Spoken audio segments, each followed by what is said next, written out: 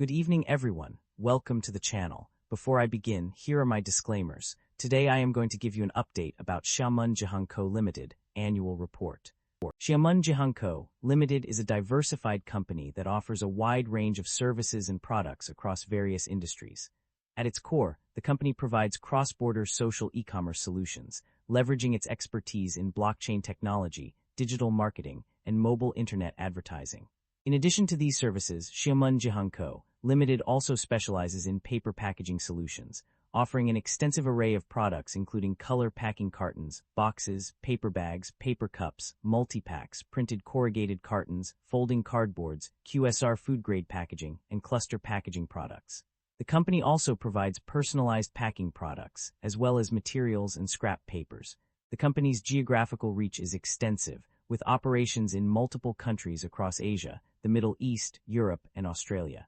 Xiamen Jihong Co Limited has established itself as a global player in its respective industries, offering its services and products through online channels to cater to diverse customer needs. Xiamen Jihong Co Limited market capitalization of 6 billion is significantly larger than the average industry peer of roughly 0 billion. This shows that Xiamen Jihong Co Limited holds a significant advantage in their industry. Xiamen Jihong Co Limited trades at a higher price-to-earnings ratio of 18 times and a higher price-to-book ratio of 2.04 times relative within the industry. While the stock does not screen as absolutely cheap, mixed valuation signals relative to industry peers prevent a definitive conclusion.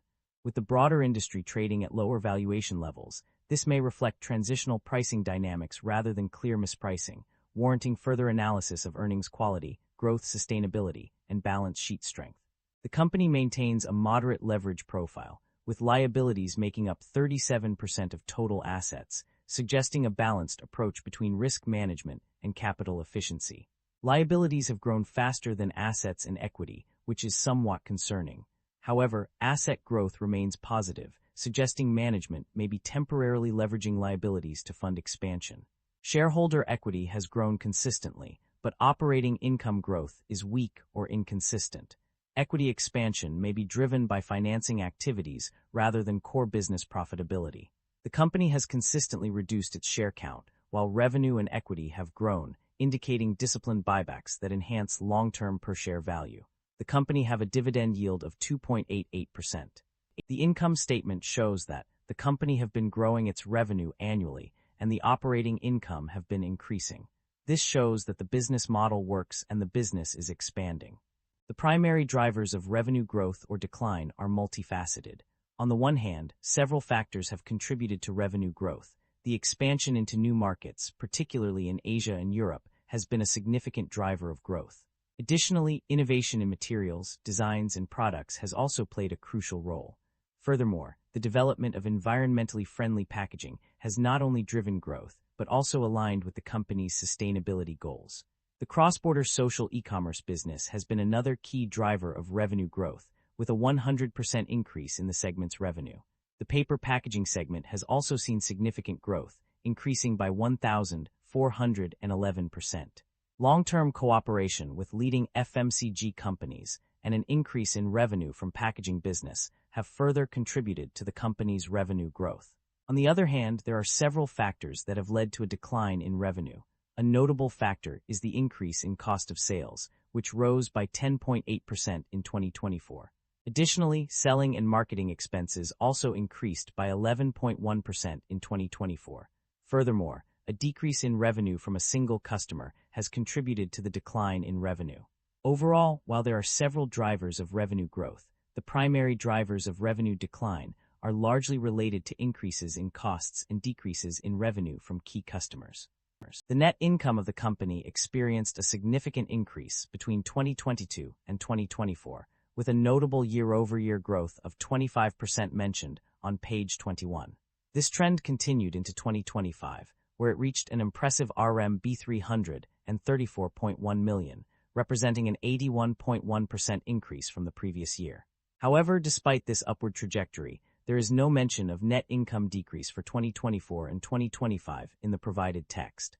The improvement in profit margins was also notable, expanding from 15% to 18.75% between 2022 and 2023. This growth can be attributed to cost savings and expansion into high-quality customer resources. Unfortunately, this positive trend did not continue into 2025, where a significant decrease in profit margin was observed. Specifically, the gross margin decreased by 0.3%, while the net profit margin dropped by 13.2 percentage points from 26.4% to 13.2%. This reversal highlights the importance of sustained efforts to maintain profitability and adapt to changing market conditions. The company's financial performance indicates a positive trend in its operating cash flow.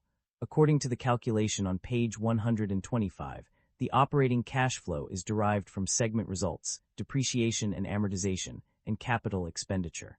The result shows a positive figure of RMB 789,928. Furthermore, the net operating cash flow on page 169 reveals an even more significant positive outcome.